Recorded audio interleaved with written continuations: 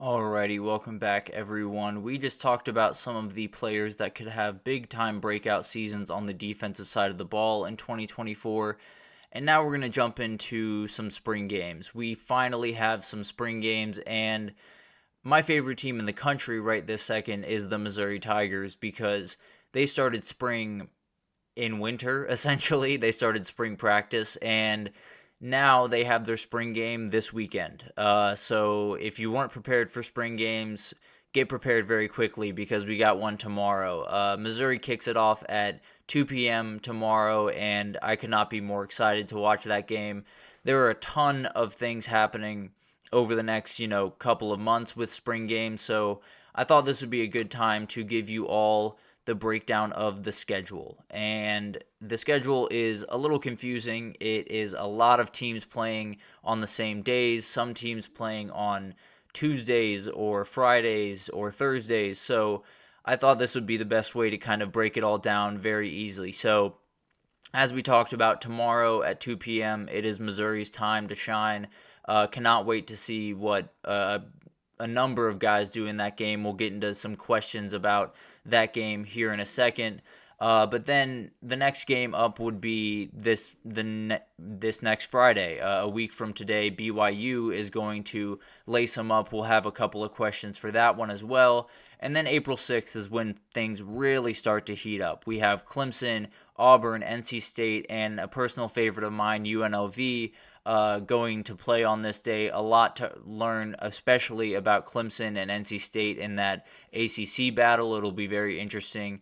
And then April 12th, the following Friday, Kansas goes kind of standing alone. So if you're a big-time Big 12 fan, I would check out that game because they are a team that could make a lot of noise in that conference this year. And then April 13th is just wild. It is all over the place, incredible amount of games. We have Ohio State, Florida, Georgia, Kentucky, Tennessee, Utah, LSU, Penn State, Alabama, Miami, and Ole Miss, and many, many others. So this is the day that you're going to want to lock into as many TVs as you got.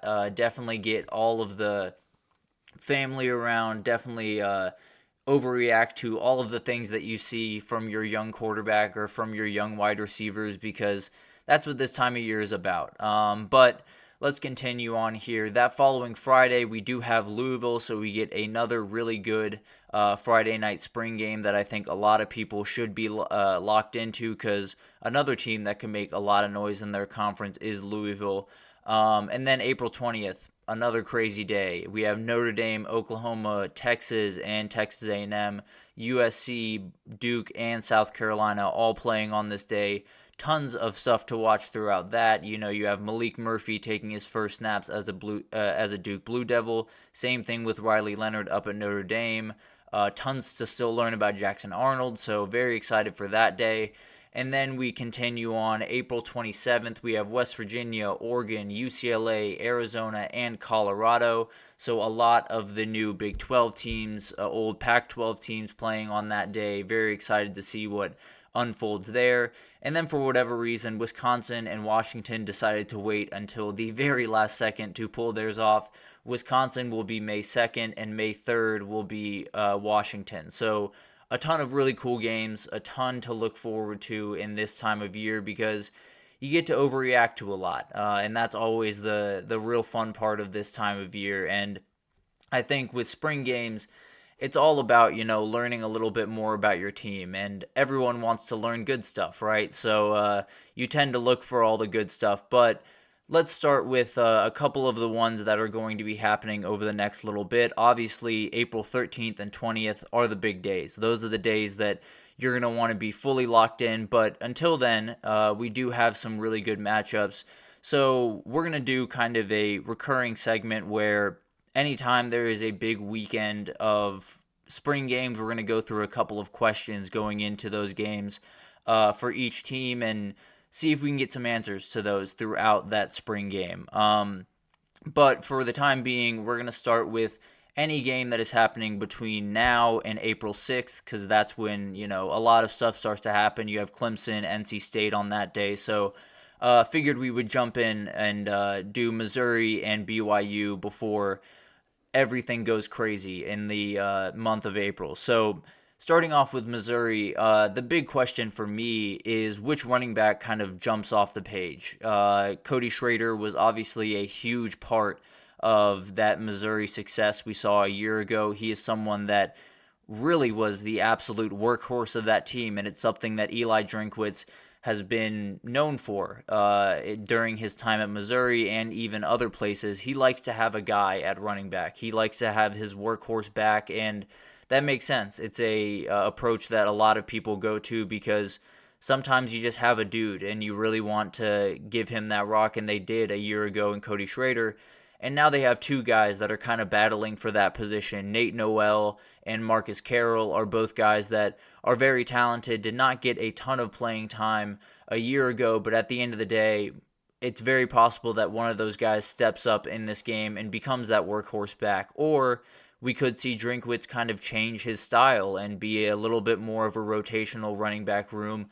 I think both are on the table, but I think Saturday will give us a good idea of which one of those guys, at least early on, is kind of leading to become that workhorse back. And then another problem that I see, or not necessarily a problem, but just something to watch throughout this game on the defensive side of the ball, is the back end of this defense kind of got drained this past year. Chris Abrams drain.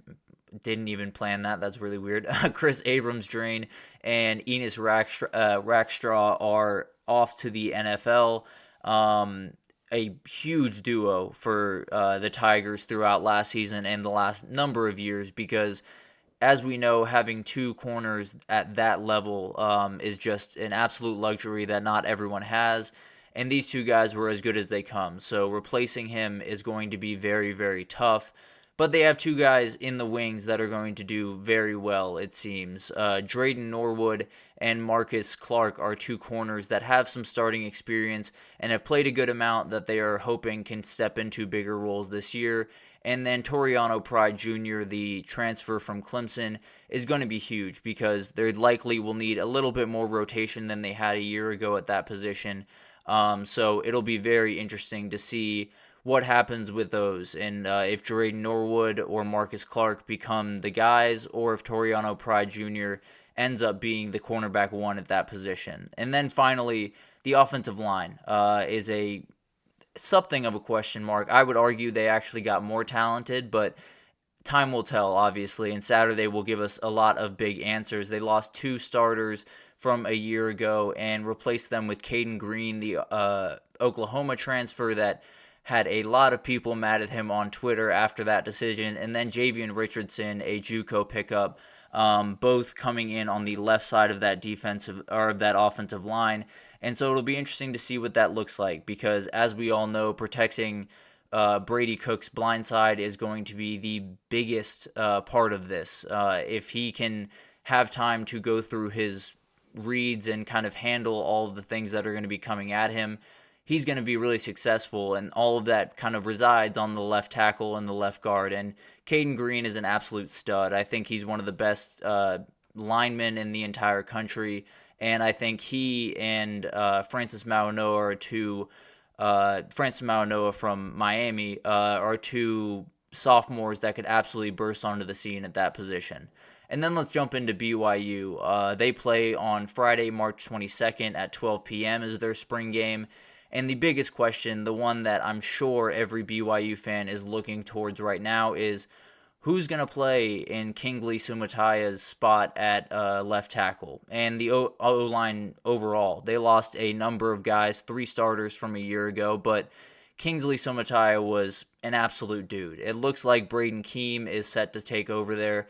Big shoes to fill. He needs to be essentially lights out in the spring game to make fans feel a little bit better about that position, but huge shoes to fill, and we'll see on Saturday if he can start to fill them at least. And then Jake Ratzlaff, can he be the guy fully? I mean, he came in the last 4 years, or last 4 games last year, and played very meh football, let's be honest. Had a 50% completion percentage, 3 touchdowns, 3 picks, did have 3 rushing touchdowns, so does bring a little bit of that to the game, but he's someone that needs to step up if they're going to make any noise in this conference. Obviously, a team that is not getting a lot of love in the early markets for the Big 12, but still very talented and can do a number of things. So it'll be interesting to see how he looks on Saturday, because it'll give a lot of BYU fans either worries or a lot of confidence going into the season, depending on how he can look on Saturday.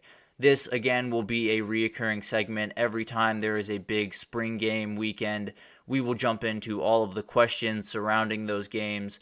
There are a number of big-time questions that some other teams have to answer, so we'll be back on this when the April 6th date rolls around, and we'll ask questions about Clemson and NC State and all of the teams that you need to know about. And then obviously the 13th and the 20th of April are absolutely mad days, so we will jump into all of those when they come. But spring ball is underway, and it's going to be an awesome time of year where we get a number of overreactions, we get a number of crazy comments about a young quarterback that don't necessarily pan out, but it's a good time of year to do it, right? We're so far away from football, might as well entertain ourselves somehow. But that'll do it for this edition of the GSMC College Football Podcast, presented by the GSMC Sports Network. Your support means a ton to us, so please remember to subscribe to the show and leave a positive review. It's a huge help, and it does make a difference. Also, follow us on all of our social platforms, Facebook, Twitter, or X, TikTok, Instagram, to get all of the content and updates. We have a number of people covering every sport you could possibly think of, from baseball to wrestling to basketball to college football right here. But a ton of people doing a ton of incredible work, so definitely tune in to all of our different platforms and keep up to date on everything you could possibly need to keep up to date on. But thank you once again for listening, and I will see you guys on Monday.